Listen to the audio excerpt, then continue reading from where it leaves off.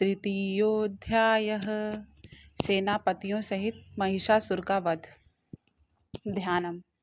ॐ उद्भानुसहस्रकान्तिमरूढक्षौमा शिरोमालिकां रक्तालिप्तपयोधरां जपवटीं विद्यां भीतिं वरम् हस्ताब्जैर्दधती त्रिनेत्रविलस द्वक्त्रारत्रिविन्दश्रियं देवीं बद्धहिमांशुरत्नमुकुटां वन्दे अरविन्दस्थिताम्।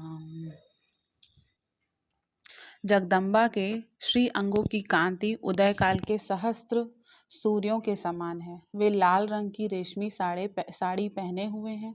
उनके गले में मुंडमाला शोभा पा रही है। दोनों स्तनों पर रक्त चंदन का लेप लगा हुआ है। वे अपने कर कमलों में जप मालिका विद्या और अभय तथा वर नामक मुद्राएं धारण किए हुए हैं। 3 नेत्रों से सुशोभित मुखार विंद की शोभा हो रही है। उनके मस्तक पर चंद्रमा के साथ ही रत्नमय मुकुट बंधा है तथा वे कमल के आसन पर विराजमान है। ऐसी देवी को मैं भक्ति पूर्वक प्रणाम करता हूँ। ओम ऋषिरुवाच निहन्यमानं तत्सैन्यं वलोक्यं महाशुरः सेनानी निश्चक्षुरः कोपाद्ययो योद्धध्वं थाम्बिकाम् सा देवीं शर्वर्षेण ववर्ष समरे असुरः यथा मेरुगिरेः शृङ्गं तोयवर्णेय तोयदः तस्यच्छित्तत्ता ततो देवी लीलयैव शरोत्करान् जघान तुरगान् बाणैर्यन्तारं चैव वाजिनाम् चिच्छेद च धनुः सद्यो ध्वजं चातिसमुच्छ्रितं विव्याध चैव गात्रेषु छिन्नधन्वानमाशुगै सच्छिन्नन्नधवाविरथो हताश्वो हतसारथिः अभ्यधावत तां देवी खड्गचर्मधरोऽसुरः सिंहमाहत्य खड्गेन तीक्ष्णधारेण मूर्धनिम् आजघान भुजे सव्ये देवीमप्यतिवेगवान् तस्याः खड्गो भुञ्जं प्राप्य पफालनृपनन्दन ततो जग्राह शूलं स कोपादरुणलोचनः चिक्षेप च ततस्तत्तु भद्रकाल्यां महासुरः जाज्वल्यमानं तेजोभिः रविबिम्बबिम्बबारवरात् दृष्ट्वा तदा पत्तक्षूलं देवी शूलं मुञ्जत तक्षूलं सतधातेन नीतं स च महासुरः हते तस्मिन् महावीर्ये महिष्यस्य च मूपतौ आजगाम गजारूढश्च चामर स्त्रियदर्शनार्थं नः सोऽपि शक्तिमुपोचाथ देव्यास्ताम्बिमाकां द्रुतं हुङ्काराभिहतां भूमौ पातयामास निप्रभां भग्नां शक्तिं निपतितां दृष्ट्वा क्रोधसमन्वितः चिक्षेप चामरः शूलं बाणैस्तदपि सा छिन्नत् ततः सिंहः समुत्पत्य गजकुम्भान्तरे स्थितः बाह्ययुद्धेन युयुधे तैनोच्चदशारिणा युध्ययमानौ ततस्तौ तु तस्मामन्नागान्महीं गतौ युयुधाते अतिसंरब्धौ प्रहारैरतिदारुणैः ततो वेगात् खमुत्पत्य निपत्य च मृगारिणा करप्रहारेण शिरश्चामरस्य पृथक् कृतम् उद्ग्रश्च रणे देव्या शिलावृक्षादिभिर्हतः दन्तमुष्टिलतैवश्च करालश्च निपातितः देवी क्रुद्धा गता पातैः अश्चूर्याणामास चोद्धतं वाष्कलं भिन्दिपालेन बाणैस्त्रामं तथान्धकम् उग्रास्यमुग्रवीर्यं च तथैव चामहाहनुं त्रिनेत्रा च त्रिशूलेन जघान परमेश्वरी विडालस्याशिनाकाया पातयामास वै शिरः दुर्धरं दुर्मुखं चौभौ शरैर्नित्ययमक्षयम्। एवं संक्षीयमाणे तु स्वस्यैषै महिषासुरः महिषेण स्वरूपेण त्रयायमासा तान् गुणान् कांश्चित्तत्तुण्डप्रहारेण खुरच्छैपैस्तथापरान् लाङ्गूलताण्डितांश्च चास्या अङ्गाभ्यां च विदारितान् वेगेन कांश्चिद् परान्देन भ्रमणेन च निःश्वासपवनेनान्यात् पातयामास भूतले निपात्य प्रमथानिककम्यधावत् सोऽसुरः सिंहं हन्तुं महादेव्याः कोपं चक्रे तातोऽम्बिका सोऽपि कोपान् महावीर्यः खुरच्छुण्महीतलः शृङ्गाभ्यां पर्वतानुश्चं चांश्चिक्षेप च ननाद च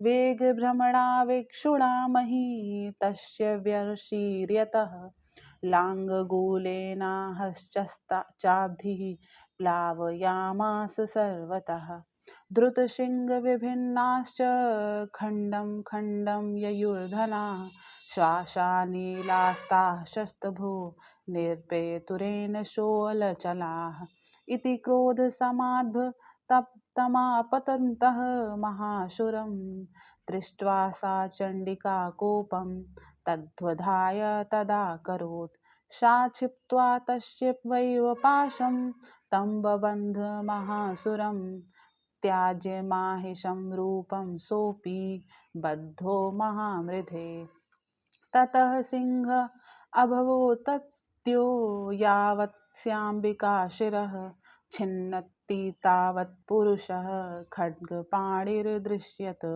तत एवाशु पुरुषं देवी चिच्छेदेन सायकः तं खड्गचर्मणा सार्धं ततः सोऽभून्महागजः करेण च महासिंहं तं चकर्ष जगर्ज च कर्षतस्तु करं देवी खड्गेन निरकृन्तत ततो महासुरो भूयो माहिषं वपुरा स्थितः तथैव क्षोभयामास त्रैलोक्यं सचराचरं ततः क्रुद्धा जगन्माता चण्डिका पापमुक्ततं पपौ पुनः पुनश्चैव जहासारूढलोचना नरनद चासुरः सोऽपि बलवीर्यमदोद्धतः विषाणाभ्यां च चिभिक्षेव चण्डिकां प्रति भूधरान् सा च तान् प्रहितास्तेन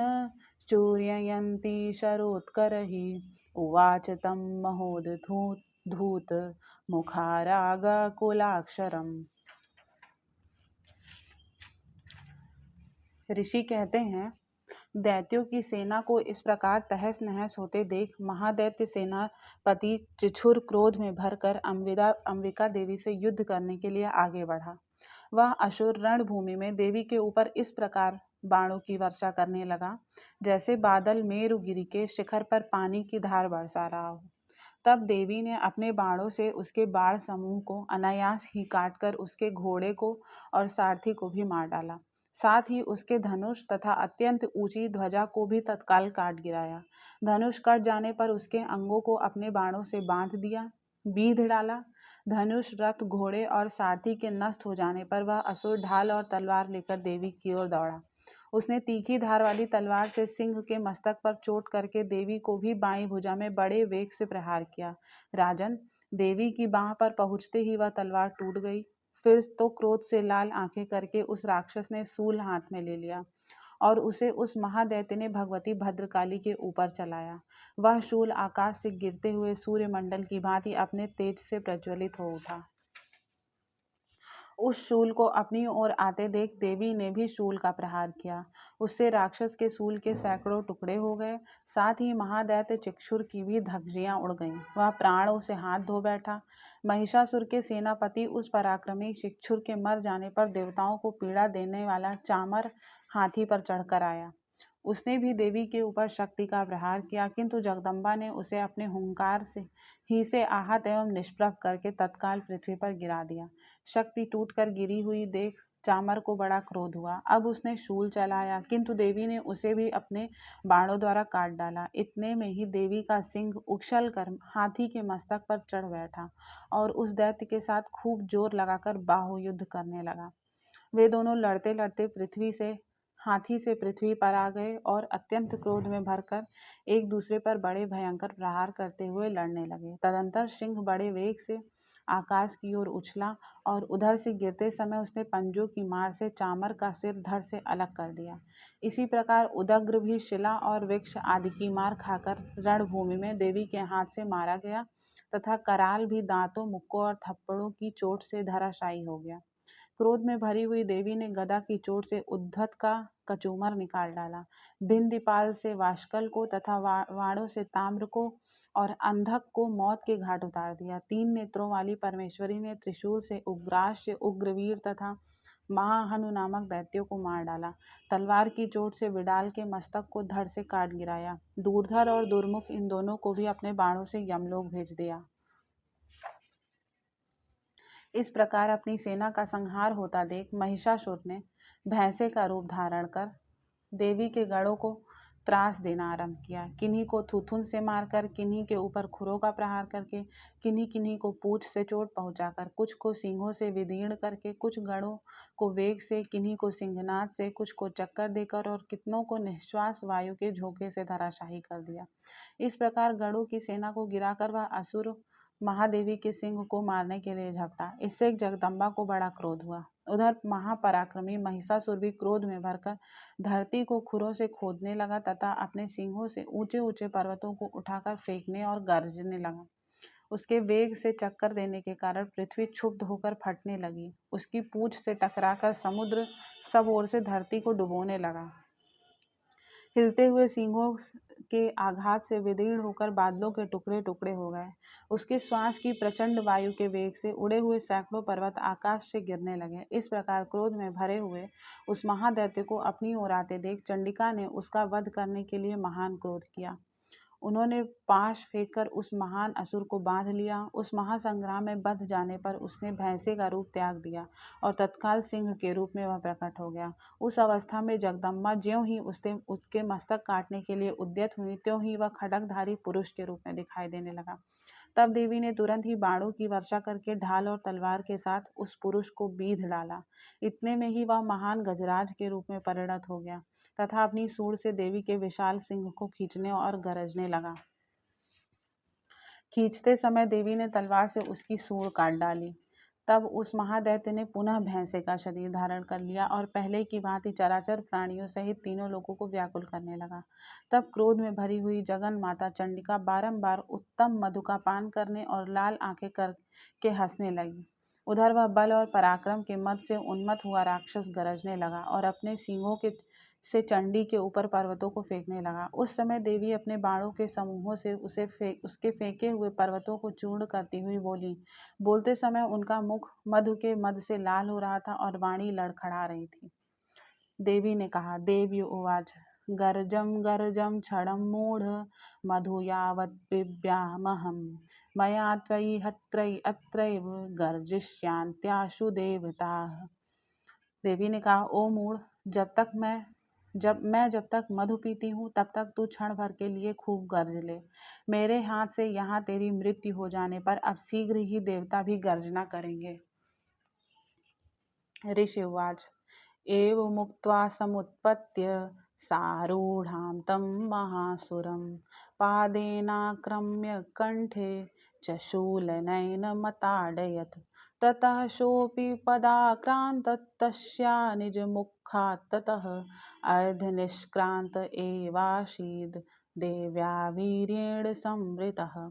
अर्धनिष्क्रान्त एवासौ युध्यमानो महासुरः तया महासिना देव्या शिरश्छित्त्वा निपातितः। ततो हाहाकृतं सर्वं दैत्यसैन्यं ननासता प्रहर्ष च परं जग्मुः सकला देवतागणाः। तुष्टुस्तां शुरा देवीं सह दिव्यैर्महर्षिभिः जगुर्गन्धर्वपर्तयो ननृस्तुश्चाप्सरो गणाः।